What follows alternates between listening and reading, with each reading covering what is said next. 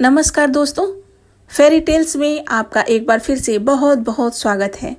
आइए आज सुनते हैं सुदर्शन की कहानी, हार की जीत। माँ को अपने बेटे, साहूकार को अपने देनदार और किसान को अपने लहलहाते खेत देकर जो आनंद आता है, वही आनंद बाबा भारती को अपना घोड़ा देख कर आता था। भगवत भजन से जो समय बचता वो घोड़े को अर्पण हो जाता। वो घोड़ा बड़ा सुंदर था, बड़ा बलवान। उसके जोड़ का घोड़ा सारे इलाके में न था। बाबा भारती उसे सुल्तान कहकर पुकारते, अपने हाथ से खरहरा करते, खुद दाना खिलाते और देख देख कर प्रसन्न होते थे। ऐसे लगन, ऐसे प्यार, ऐसे स्नेह से कोई सच्चा प्रेमी अपने प्यारे को भी न चाहता होगा। उन्होंने अपना सब कुछ छोड़ दिया था, रुपया, माल, असबाब, जमीन, यहाँ तक कि उन्हें नागरिक जीवन से भी घृणा थी। अब गांव से बाहर एक छोटे से मंदिर में रहते और भगवान का भजन करते थे, परंतु सुल्तान से बिछुड़ने की वेदना उनके लिए असह्य थी। मैं इसके बिना नहीं रह सकूंगा। उन्हें ऐसी भ्रांति सी हो गई थी। वे उसकी चाल पर लट्टू थे। कहते, ऐसा चलता है जैसे मोर घनघटा को देखकर नाच रहा हो। गांव के लोग इस प्रेम को देखकर चकित थे। कभी कभी कनखियों से इशारे भी करते थे, परंतु बाबा भारती को इसकी परवाह न थी। जब तक संध्या समय सुल्तान पर चढ़कर 8-10 मील का चक्कर न लगा लेते, उन्हें चैन न आता। खड़क सिंह उस इलाके का प्रसिद्ध डाकू था। लोग उसका नाम सुनकर कांपते थे। होते होते सुल्तान की कीर्ति उसके कानों तक भी पहुंची। उसका हृदय उसे देखने के लिए अधीर हो उठा। वो एक दिन दोपहर के समय बाबा भारती के पास पहुंचा और नमस्कार करके बैठ गया। बाबा भारती ने पूछा, खड़क सिंह, क्या हाल है? खड़क सिंह ने सिर झुकाकर उत्तर दिया, आपकी दया है। कहो, इधर कैसे आ गए? सुल्तान की चाह खींच लाई। विचित्र जानवर है, देखोगे तो प्रसन्न हो जाओगे। मैंने भी बड़ी प्रशंसा सुनी है। उसकी चाल तुम्हारा मन मोह लेगी। कहते हैं देखने में भी बहुत सुंदर है। क्या कहना, जो उसे एक बार देख लेता है उसके हृदय पर उसकी छवि अंकित हो जाती है।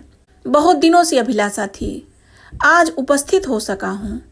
बाबा और खड़क सिंह दोनों अस्तबल में पहुंचे। बाबा ने घोड़ा दिखाया घमंड से। खड़क सिंह ने घोड़ा देखा आश्चर्य से। उसने सैकड़ों घोड़े देखे थे, परंतु ऐसा बांका घोड़ा उसकी आंखों से कभी न गुजरा था। सोचने लगा, भाग्य की बात है, ऐसा घोड़ा खड़क सिंह के पास होना चाहिए था। इस साधु को ऐसी चीजों से क्या लाभ? कुछ देर तक आश्चर्य से चुपचाप खड़ा रहा। इसके पश्चात हृदय में हलचल होने लगी। बालकों की सी अधीरता से बोला, परंतु बाबा जी, इसकी चाल न देखी तो क्या? बाबा जी भी मनुष्य ही थे। अपनी वस्तु की प्रशंसा दूसरे के मुख से सुनने के लिए उनका हृदय अधीर हो गया। घोड़े को खोलकर बाहर लाए और उसकी पीठ पर हाथ फेरने लगे। एकाएक उचक कर सवार हो गए। घोड़ा वायु वेग से उड़ने लगा। उसकी चाल देखकर, उसकी गति देखकर खड़क सिंह के हृदय पर सांप लौट गया। वो डाकू था और जो वस्तु उसे पसंद आ जाए उस पर अपना अधिकार समझता था। उसके पास बाहुबल था और आदमी भी। जाते जाते उसने कहा, बाबा जी, मैं ये घोड़ा आपके पास न रहने दूंगा। बाबा भारती डर गए। अब उन्हें रात को नींद न आती थी। सारी रात अस्तबल की रखवाली में कटने लगी। प्रति क्षण खड़क सिंह का भय लगा रहता, परंतु कई मास बीत गए और वो न आया। यहाँ तक कि बाबा भारती कुछ लापरवाह हो गए और इस भय को स्वप्न के भय की नाई मिथ्या समझने लगे। संध्या का समय था। बाबा भारती सुल्तान की पीठ पर सवार होकर घूमने जा रहे थे। इस समय उनकी आंखों में चमक थी, मुख पर प्रसन्नता। कभी घोड़े के शरीर को देखते, कभी उसके रंग को, और मन में फूले न समाते थे। सहसा एक ओर से आवाज आई, ओ बाबा, इस कंगले की सुनते जाना। आवाज में करुणा थी। बाबा ने घोड़े को रोक लिया। देखा, एक अपाहिज वृक्ष की छाया में पड़ा करा रहा है। बोले, क्यों, तुम्हें क्या कष्ट है? अपाहिज ने हाथ जोड़कर कहा, बाबा, मैं दुखियारा हूँ, मुझ पर दया करो। रामावाला यहाँ से 3 मील है, मुझे वहाँ जाना है। घोड़े पर चढ़ा लो, परमात्मा भला करेगा। वहाँ तुम्हारा कौन है? दुर्गादत्त वैद्य का नाम आपने सुना होगा, मैं उनका सौतेला भाई हूँ। बाबा भारती ने घोड़े से उतरकर अपाहिज को घोड़े पर सवार किया और स्वयं उसकी लगाम पकड़कर धीरे धीरे चलने लगे। सहसा उन्हें एक झटका सा लगा और लगाम हाथ से छूट गई। उनके आश्चर्य का ठिकाना न रहा जब उन्होंने देखा कि अपाहिज घोड़े की पीठ पर तनकर बैठा और घोड़े को दौड़ाए लिए जा रहा है। उनके मुख से भय, विस्मय और निराशा से मिली हुई चीख निकल गई। वो अपाहिज डाकू खड़क सिंह था। बाबा भारती कुछ देर तक चुप रहे और कुछ समय पश्चात कुछ निश्चय करके पूरे बल से चिल्लाकर बोले, जरा ठहर जाओ। खड़क सिंह ने ये आवाज सुनकर घोड़ा रोक लिया और उसकी गर्दन पर प्यार से हाथ फेरते हुए कहा, बाबा जी, ये घोड़ा अब न दूंगा, परंतु एक बात सुनते जाओ। खड़क सिंह ठहर गया। बाबा भारती ने निकट जाकर उसकी ओर ऐसी आंखों से देखा जैसे बकरा कसाई की ओर देखता है और कहा, ये घोड़ा तुम्हारा हो चुका है। मैं तुमसे इसे वापस करने के लिए न कहूँगा, परंतु खड़क सिंह, केवल एक प्रार्थना करता हूँ, इसे अस्वीकार न करना, नहीं तो मेरा दिल टूट जाएगा। बाबा जी आज्ञा कीजिए, मैं आपका दास हूँ, केवल ये घोड़ा न दूंगा। अब घोड़े का नाम न लो, मैं तुमसे इस विषय में कुछ न कहूँगा। मेरी प्रार्थना केवल ये है कि इस घटना को किसी के सामने प्रकट न करना। खड़क सिंह का मुंह आश्चर्य से खुला रह गया। उसका विचार था कि उसे घोड़े को लेकर यहाँ से भागना पड़ेगा, परंतु बाबा भारती ने स्वयं उसे कहा कि इस घटना को किसी के सामने प्रकट न करना। इससे क्या प्रयोजन सिद्ध हो सकता है। खड़क सिंह ने बहुत सोचा, बहुत सिर मारा, परंतु कुछ समझ न सका। हार कर उसने अपनी आंखें बाबा भारती के मुख पर गड़ा दी और पूछा, बाबा जी, इसमें आपको क्या डर है। सुनकर बाबा भारती ने उत्तर दिया, लोगों को यदि इस घटना का पता लग गया तो वो किसी गरीब पर विश्वास न करेंगे।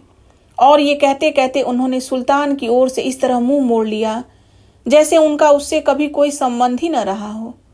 बाबा भारती चले गए, परंतु उनके शब्द खड़क सिंह के कानों में उसी प्रकार गूंज रहे थे।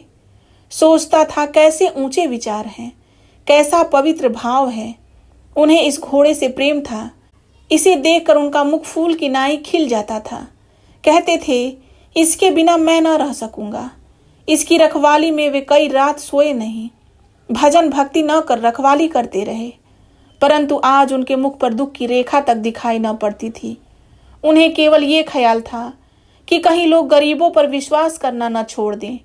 उन्होंने अपनी निज की हानि को मनुष्यत्व की हानि पर न्यौछावर कर दिया। ऐसा मनुष्य नहीं, देवता है।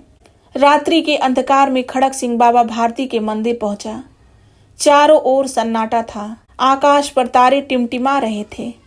थोड़ी दूर पर गांव के कुत्ते भौंक रहे थे। मंदिर के अंदर कोई शब्द सुनाई न देता था।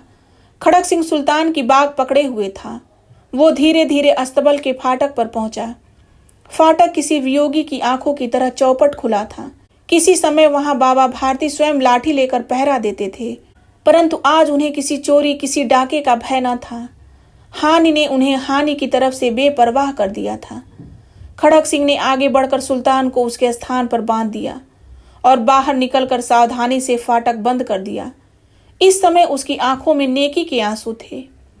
अंधकार में रात्रि ने तीसरा पहर समाप्त किया और चौथा पहर आरंभ होते ही बाबा भारती ने अपनी कुटिया से बाहर निकल ठंडे जल से स्नान किया। उसके पश्चात इस प्रकार जैसे कोई स्वप्न में चल रहा हो, उनके पांव अस्तबल की ओर मुड़े, परंतु फाटक पर पहुंचकर उनको अपनी भूल प्रतीत हुई। साथ ही घोर निराशा ने पांवों को मन भर का भारी बना दिया। वे वहीं रुक गए। घोड़े ने स्वाभाविक मेघा से अपने स्वामी के पांवों की चाप को पहचान लिया और जोर से हिनहिनाया। बाबा भारती दौड़ते हुए अंदर घुसे और अपने घोड़े के गले से लिपटकर इस प्रकार रोने लगे जैसे बिछड़ा हुआ पिता चिरकाल के पश्चात पुत्र से मिलकर रोता है। बार बार उसकी पीठ पर हाथ फेरते, बार बार उसके मुख पर थपकियां देते और कहते थे, अब कोई गरीबों की सहायता से मुंह न मोड़ेगा। थोड़ी देर के बाद जब वो अस्तबल से बाहर निकले तो उनकी आंखों से आंसू बह रहे थे। ये आंसू उसी भूमि पर ठीक उसी जगह गिर रहे थे जहां बाहर निकलने के बाद खड़क सिंह खड़ा रोया था। दोनों के आंसुओं का उसी भूमि की मिट्टी पर परस्पर मिलाप हो गया और ये कहानी यहीं समाप्त हो जाती है। दोस्तों, ये कहानी आपको कैसी लगी कमेंट बॉक्स में ज़रूर बताएं। प्लीज़ एक कमेंट ज़रूर किया करिए। आपके कमेंट्स का हमें बेसब्री से इंतज़ार रहता है। कहानी पूरी सुनने के लिए आपका बहुत बहुत धन्यवाद। मिलते हैं एक नई कहानी के साथ। तब तक अपना ध्यान रखिए, हंसते मुस्कुराते रहिए। धन्यवाद दोस्तों।